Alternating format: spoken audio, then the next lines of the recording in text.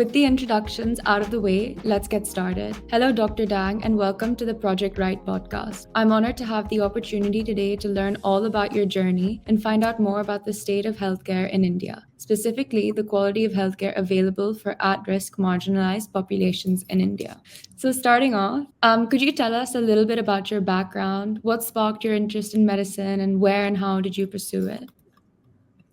So, Safira, this is actually a story that started with my younger days and during my interaction with my grandfather, who unfortunately is no more, but he was a revered physician during the time of the partition. And he did a lot for the country during these days. Just being an MBBS, he used to tell me these stories about how much, what a requirement it was during that time when he performed almost everything that a specialized doctor does today at that time just to help out. And so, inspired from that, I think that was the fuel that I got for me to pursue my degree in MBBS. And I did my MBBS in Chennai, post which I did a specialization in pathology and lab medicine, and post which I also specialized in the field of histopathology. So, histopathology is nothing but diagnosis of various diseases by analyzing tissue samples under a microscope,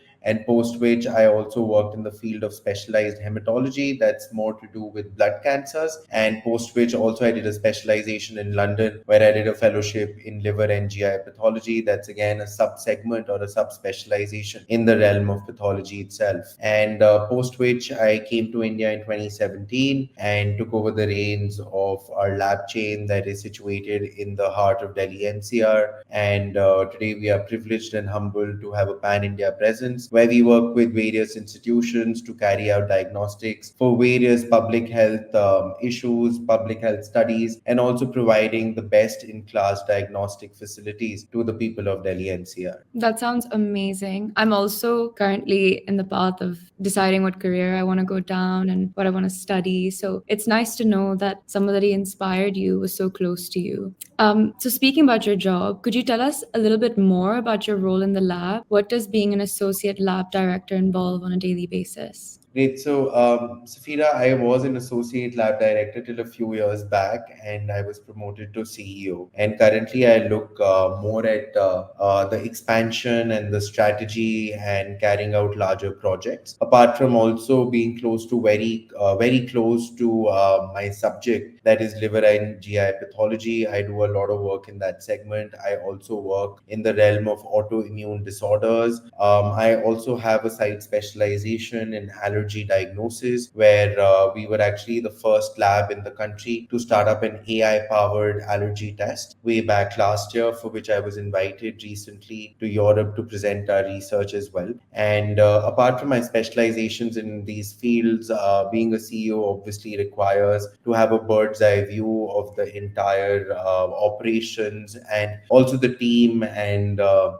lot of nitty gritties, firefighting, and obviously also a lot of patient interaction, training doctors and teams, and also in remote locations to train them on how to deliver better on a day to day basis. So you have a lot of work and so many segments. I could hardly keep up. What would you say is your favorite part of your job? So, Safira, the favorite part of my job actually is to might sound emotional, but it is actually when the parent of an unwell child comes to me and says that Dr. Dang, we are really happy that you gave us the correct diagnosis and that empowered our physician to start timely management for our child, and you see our child, he's so much happier. I'll give you an example, Safira. So this allergy test that we launched is actually one of the most cutting edge technologies that we launched in the country. And essentially, how it revolutionized the field of allergy diagnosis was that before that, anyone going in for an allergy test used to give their blood sample, and the allergy report used to say that are you allergic to one particular food item or not. So our test actually revolutionized it in a way that, for example, there was this mother who came in with a 3-year-old child, and she already knew that he has a severe allergic reaction to whenever they give him milk.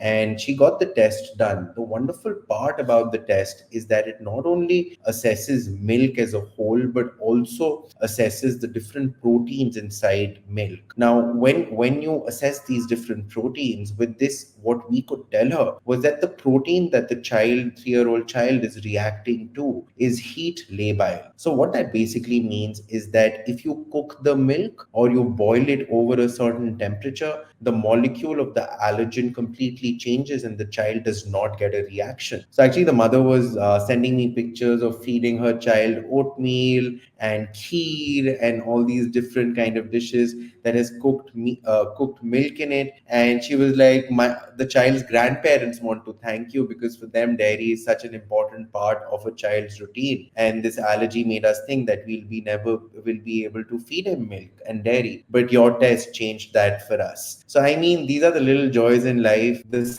CFOs of companies say that how does this bring you any financial value or increase your revenue, but for me it makes me sleep better at night. That's amazing. It's nice to see the work that you do visually in front of you and like the impact it makes. So Of I couldn't course. even imagine. It must be an amazing feeling. What does your work entail, would you say? Especially in like marginalized communities within India, would you say? How do you like make an impact in that section? Sure. So, Safira, what the kind of work that we do, and once I joined the lab in 2017 after London, what I realized was that there is a huge requirement in that field, and there is a glaring gap of quality diagnostics. So, what we do is that we partner with the government and we partner with larger academic institutions to carry out testing and carry out studies in the remotest parts of the country. For example, recently we partnered with a few state governments in India to actually go house to house and test people for tuberculosis, post which, if they tested positive, them and the entire family was given prophylactic or preventive treatment for tuberculosis. And we also worked in places where there weren't even any motorable roads. So literally, it was a very, very difficult operations in the hilly terrains of the Himalayas to down south to places that had monsoons like 10 months in a year. But I think at the end of the day, it was about, I think, 200,000 people that we tested in that span of about 12, 14 months. And we managed to diagnose a lot of them with latent tuberculosis who were also treated. So, I mean, in the long run, again, that had a huge impact. Apart from this, also, we do a lot of work around micronutrient testing, also maternal and child health. So, I mean, the list is quite long, but we do realize the gap that exists in the marginalized communities. And I think partnering with the government, not only central but state governments, larger academic institutions, I think takes us closer to our goal of having a larger community impact with our work. That is fantastic. The statistics must make you feel so proud. I'm currently writing a research paper on healthcare inequalities in India. So I completely agree with you in the idea of like the differences, especially in rural areas compared to urban areas. So it's amazing that you're able to give them that access to the healthcare that they need. Unfortunately, to stay on the topic of challenges, is there any specific medical challenge that you hope to solve whilst you work as a doctor? So, Sfira, very interesting question, but I do hope that with what we've launched about 3 months back, we've solved a major challenge of wellness. Now, for anyone not in the medical domain to understand, whenever we do a diagnostic test, it's broadly of two categories. One is illness and one is wellness. Illness is when you're unwell and you go to a doctor and they write down a few tests. The other one is wellness. So wellness is when someone is perfectly fine and they just want to check themselves and see if there is any kind of intervention required by any doctor or medication or lifestyle, etc. Now, post the pandemic, what we saw, Safira, was that there was a rising and still rising awareness about good health. And one thing that we always lost sleep over and always used to trouble us as specialists in the field is that, for example, if there are say two girls, let's call them Safira and maybe Sarah, and both of them, for example, are 18 years of age, and they want to test themselves to find out that is there something that they really need to focus on from a lifestyle or a medication or see a specialist perspective. Basically, both of them these days go to a lab and pick a test package. Test package is nothing like nothing but a wellness package. They choose it basis two criteria. One of them is obviously their basic knowledge about the medical test. That is, they might include a diabetes check, they might include a liver function or something like that. And the second is their budget. But me and my team went out there to circumvent this problem to make the concept of health checks and wellness profiles more personalized. For example, Safira wants to have maybe better hair and skin. So she would need, say, like a zinc and a magnesium and a folate test. Whereas Sarah parties too much, so she might need a liver function test and she might need a lipid profile and other things. So I mean, we have this platform. It's called Discover by drdangs.com. It's a free of cost website. Anyone all over the globe can just log on to this website from their phone or their laptop or their tablet and then take a quick free of cost 3 to 4 minute quiz where they enter their health goal, followed by some personal some questions that the module throws up on their personal history, their medical history. It also collates their previous reports and throws up abnormalities that need to be rechecked, and then it makes a very curated, bespoke, personalized test profile for them. The entire initiative of this entire effort was, Safira, to actually have the right test done at the right time.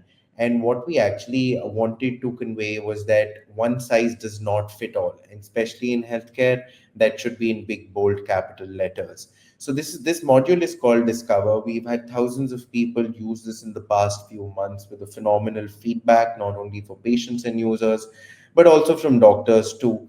And there are a lot of things that are hidden that don't come out in the standard medical checks that Discover could throw up and then eventually help the patients get closer to their health goal and have a better life. That sounds fantastic. I completely agree with you that healthcare needs to be specific to the person. So it's great that you've taken this up. So you've not only tried to solve an inequality, but you've gone a step further, which is amazing. Another problem that we solved, and I was so happy to see so many labs in India follow our footsteps, was during the pandemic. This was 6th of April 2020 when we launched the country's first COVID RT-PCR drive-through. And I still remember during that time when the whole country was under lockdown, the main problem was to collect COVID samples. On the analysis front, we immediately purchased very large machines and instruments that could probably analyze thousands of samples in a day. But at the end of the day, our own staff, a lot of it got infected. I mean, that was the truth with any healthcare institution. When half of the city was infected and our staff was right in the front of it. So we were having a lot of challenge in going home to home and collecting the COVID samples.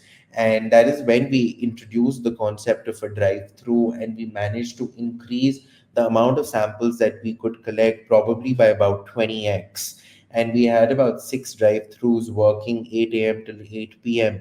in Delhi. And even people found it really convenient and they felt really safe in that sanitary environment of their car, that they just pull down the window and a person comes up and in their own sign language they give instructions.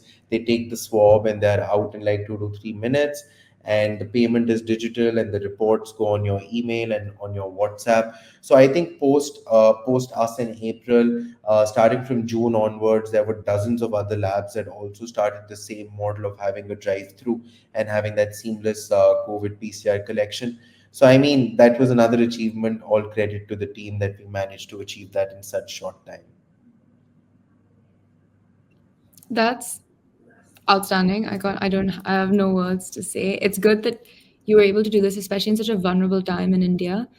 Um, I remember COVID being very bad, and I remember having tests at home, um, and them taking very long, and it being a very lengthy process and an inefficient process. So it's great that they'd become more efficient, become more accessible, and you served like as an example to the healthcare industries in India. Speaking of again challenges, unfortunately, have you like what is there a certain challenge that you see that persists in India in the healthcare industry for like a long period of time? So I think at the top of the list when we talk about challenges in the country, it would be last mile delivery because of the kind of density of the country and where we already know that 70% of the country is in rural areas and villages. I think having that penetration in smaller cities, tier two, tier three, cities and towns, and also villages, I think is really important. It lacks a lot of infrastructure and also manpower, and that is something that from a larger perspective the government is looking at and is continuing to do so. I hope with the budget coming up, allocation to health is higher, and that is something where a lot of investment and effort should go into. I think the second one would be around education and awareness. I think we still go to certain parts of smaller cities where simple things like an HPV vaccination or a pap smear test, or even simple things by like vaccinations, are something that are not understood well, and people advise against it. And I think that is something that only at a larger level education and awareness can help mitigate. And I think probably awareness along with infrastructure, I think these would be the two major problems that the country faces currently. But also compliments to the government that we've done a lot of work in this segment, and the trend is improving, and I hope that it continues to improve in the years to come. I completely agree with you, and I hope that the healthcare industry in India continues to grow. Speaking of growing, have you noticed any significant changes in the healthcare industries in India? Any big jumps? So I feel, Safira, that COVID was a the COVID-19 pandemic was a very dark cloud, and it was really sad to lose so many lives. But at the same time, like they say, like every dark cloud has a silver lining. I think the silver lining was that people became more aware. People started understanding that taking care of their inner health, their immunity levels, how fit they are, and how well can their body fight any kind of an infection is extremely critical. And also on the other side, for medical institution, they embraced the concept of being digital. And I think being digital is really important, not only from improving efficiencies, from a perspective of improving efficiencies, but I think overall improving the care continuum for the patient as well. And I mean, today you see, and from a lab or a hospital, all these services are available online. Bookings are on mobile apps at your fingertips. You get reports on your emails and in your WhatsApps. So I think a lot of it, starting from telemedicine to point of care testing, to name it, and India has the facility to go digital in that space in healthcare. So I think increasing awareness again post pandemic, and then second, the digitization process has been phenomenal. And I think in the years to come, there is a lot more work to be done in that segment. But I think we are on the right track. I agree with you about if done right, obviously, it could increase efficiency, productivity, everything, and just make things so much more accessible for everybody in the healthcare industry. So I really hope that happens and continues to grow. I would like to take a moment to mention how wonderful it has been collaborating with your organization and how professionally your team carried out the tests during our workshop at Project Right. So, is there like a message that you would like to give other labs based on the work and experience that you've had in the healthcare industry? So, Safira, I think there are many pioneers in this industry in the country, and probably we are learning every day. And there'll be many more and more learned people than me as well while I say this. But I think the way diagnostics right now in the country is moving towards being commoditized is something that is really upsetting. Patients need to realize that this is just not some value scribbled on a piece of paper. but your report actually controls more than 70% of the medical decisions that your doctor takes. Also, not to forget that diagnostics and still actually comprises of about 5 to 8% of the entire healthcare cost. And if you have the diagnosis right, then obviously the rest of the management can also be appropriate. I think the narrative of cost per test that has led to the commoditization of diagnostics is certainly disheartening. I think it should actually be more about value per test rather than cost per test. And I think that's what even our digital initiative of Discover talks about, the value that a right test can add to your life. So I think we also all have to collectively collaborate and raise awareness on the importance of good diagnostics and how it's about adding value to the patient right from the time of sample collection to the time of report delivery. I agree with you. That's fantastic. Very powerful message. I can tell that patient delivery is something that's very important to you, as it would be for any doctor. As you know, Project Right works with the LGBTQ plus community and ensures to make healthcare more accessible for that marginalized section of society. Is there any work that you've done with this community prior to this project, or any work that you wish to do in the future? Sphera, not in a constructive manner, but probably this was our first such association. But I look forward to doing such studies and collaborations in the future as well. Not only because I do feel that this community is certainly a minority that doesn't get enough attention from stalwarts in the field, and I would like to be a leader in that space, and I'm privileged to be a part of this. And certainly looking forward to doing such collaborations in the future as well, where we can add more value to their health and in the long run help them achieve a healthier life. Thank you so much for joining us today, Dr. Dang. This interview was extremely insightful and has been enlightening to learn about the healthcare space in India. It is always an informative experience to talk to doctors such as yourself who have achieved so much and have made such an impact in the healthcare space in our country. Thank you, Safira. It's been a pleasure and a privilege. And like I said, we are learning every day. And we can conclude with one more thing. And since you're deciding your career path, and in case you pursue medicine, this is something again my Dadaji, my grandfather used to say, but a doctor is only a doctor till he's a student. So we believe in studying every day, learning by every passing moment, and that is to only give our patients the best. Thank you so much for joining us today. I will definitely consider this, especially after this interview. Thank you Thank very you. much. Have a Take nice care. day. You Take too. care.